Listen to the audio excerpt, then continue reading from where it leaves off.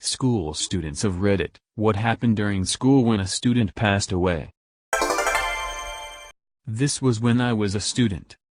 A member of the basketball team was killed in a drunk driving accident. Even though he was the driver and his ball was over the legal limit, the school canceled a whole day of school just for him. One of the special education students committed suicide by jumping off a bridge onto an oncoming train. School did nothing. No tribute. No mention of the death. The school later sent a letter of expulsion to the student's parents for excessive unexcused absences. The school didn't even believe that the student even died. I had a total of 7 suicides in my graduating class of 121. They had a couple days after each one that a counselor would sit in the auditorium and you could be excused at any time during the day to go talk to her. After the 5th one, they paid for a motivational speaker that has a prepared hour on how we won't be able to fulfill our greatness if we don't give it a chance. After the 7th one, myself and another student got permission from a couple families and a couple still living students to post their suicide letters all over to draw attention to this. We ended up creating a community coalition in conjunction with local leaders, church, political, business, school, and a small team of students to provide activities for teens in our little community. We built a skate park, created after-school programs. After I was gone, they built a disc golf course, etc. It has helped but rural communities, including that one, still struggle with teen purpose and HIV substance issues. Edit, editorial correction where I typed the same word twice. 2 years ago, a girl at my school got hit by a car. The guy who hit knew that he hit her but he left her there to die. The girl was very popular and the school held a memorial day for her. We all had to wear yellow because it was the color of her karate belt. They even made a special video celebrating her life. But you wanna know what's funny? Another girl died that year, except she wasn't as popular and they never even told us that she died until the next school year. It was like they didn't care since nobody knew who she was. She had no memorial, no special video, nobody even mentioned her name. I felt more bad for the forgotten girl than the girl who got praised by everyone. In 7th class of middle school, in Germany, there was a girl in my class whose parents had lost a child due to some serious digestive system malfunction. Turned out she had the same disease. When she learned about her fate, she wrote a chapter of a book during her last months in a hassle in between doctor's appointments, renewed even worse diagnosis, every possible attempt by the doctors to save her life, and after all about what it's like to die before life has begun. In the book she wrote a thank you letter to my class. Very emotional but also beautiful. In class 8 when we learned about her passing. Some of us missed her, some of us didn't take note. But we all bought copies of that book and insisted to handle it in German class as a piece of literature about life and death. It was seen as controversial by the school board at first, but our teacher took the fight for us and we could make it part of our education. Later the essays we wrote about the book impressed our teachers and parents.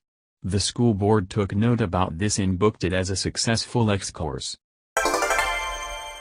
This was a student but a beloved staff member of the school who worked there over 30 years. He was cleaning the music area of the school on the 1st floor and unfortunately he suffered a seizure or heart attack and fell down the stairs and suffered a concussion. My psych teacher was the first to respond to him, 5 seconds after it happened.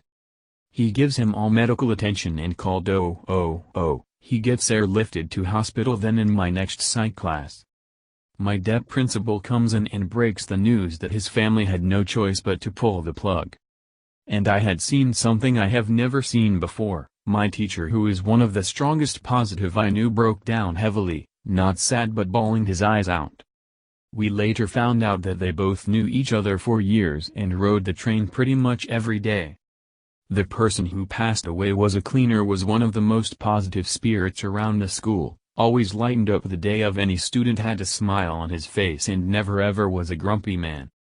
When the news was broken to the rest of the school, we had a 1-minute silence and the next day there was a full memorial for him with flowers everywhere. If this really doesn't make sense, sorry, but I did tear up a few times while typing this. I also have 2 stories of students passing away due to suicide. Those admittedly were very sad too, but this cleaner affected everyone the most. As a freshman in high school, me and this one other freshman made the football team, and sadly he died about 3 weeks later from some disease you can catch through sharing water bottles of all things. I can't remember the name now, but I remember we had a game the night before, someone calling my house and waking my parents to tell them, then them rushing me to a drugstore to get the antibiotic in case I had it, and seeing many of my teammates there. It was a huge funeral. It seemed like the entire school went, certainly the entire team, but it was huge, hundreds of people easily, though they could have been from his church. There were grief counselors everywhere at the school. What got me was there were a few of his best friends who I knew, kids he'd gone through the feeder schools with, who were legitimately devastated. I felt terrible for them. But then, there were others, particularly from my football team, who I swear didn't even know who he was, who acted so selfishly it was sickening. I get it affects all differently. But one captain guy gave a speech, said he was sure the kid who passed was going to be in the NFL one day, when he had never seen the field, and that underscore was like a little brother to him. But he said the kid's name wrong. That'll forever bother me. A classmate I had known for 12 years died a month before the start of senior year. He died while hiking in the Grand Canyon with his brothers. I'm assuming it was a heat stroke because we were never told officially. The school held a candlelight memorial the night after. The first day of school, they held an assembly for the senior class at the high school and talked about the situation.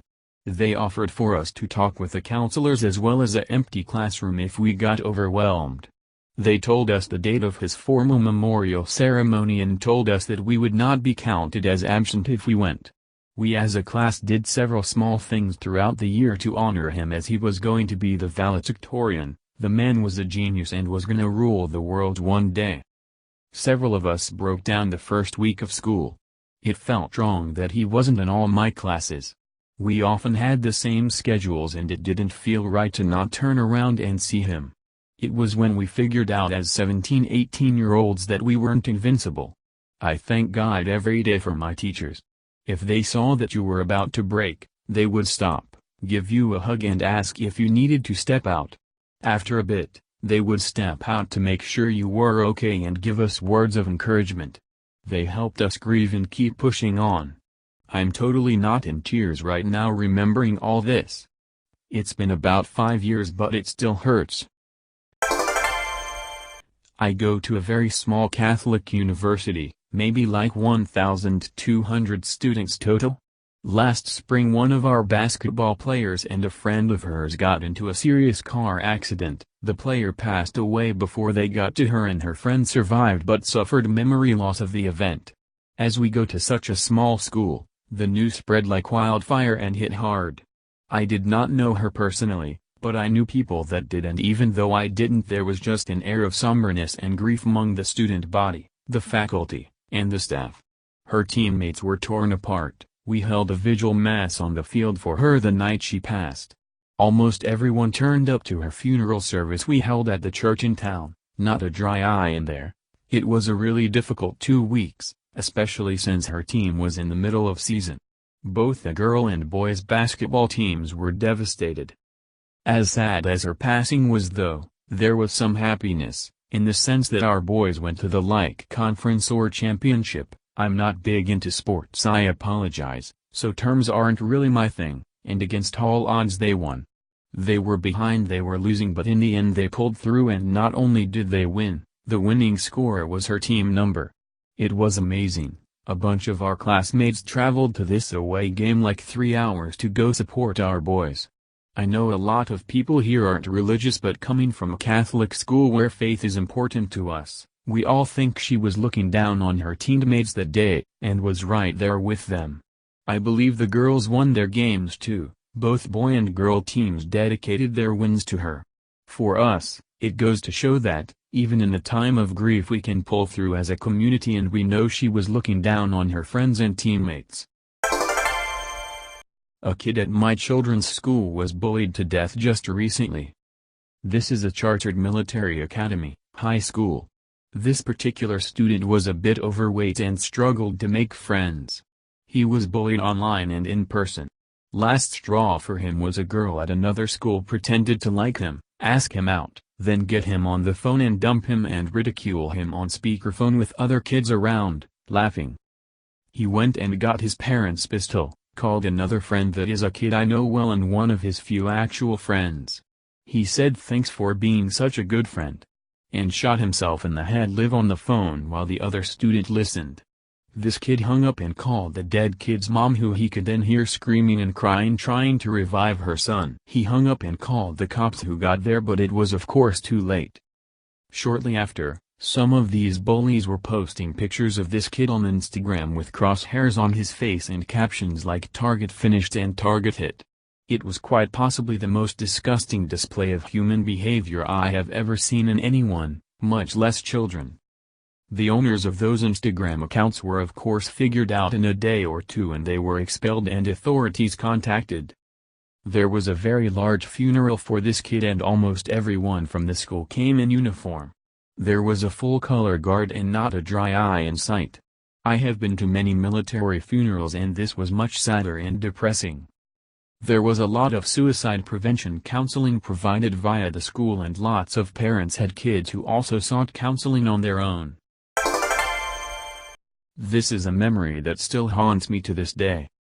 A little background. This happened way back when I was in the 3rd grade. I spent my early years of school in the Philippines. It was a big school and almost everyone got picked up in a car. And so there was a separate lane for car pickups which were almost always swamped in traffic. So cars were always fighting to get a spot in order to get in and out as quickly as possible. So one day, I was waiting to get picked up by the car lane and a 5th grader is approached by his au pair and is told that his car is waiting 2 lanes away. The further lanes were designated for people leaving the campus. So he gets his bag and begins to squeeze past the cars waiting in the 1st lane. That's when the car in front of him, a van, begins to back up and the car behind him, because of the traffic, couldn't back up and yeah. The worst part is that so many kids saw it happen. Our school cancelled class for the next few days. The incident was all over the news. They put up a plaque on the spot where it happened. We held vigil. Everyone was devastated. The school attempted to fix the lanes in order to better control the flow of traffic. I moved schools 2 years later, but the incident has never left me, even after 15 years. Thank you so much for watching. Please remember to like and subscribe, and be sure to check out one of our other videos.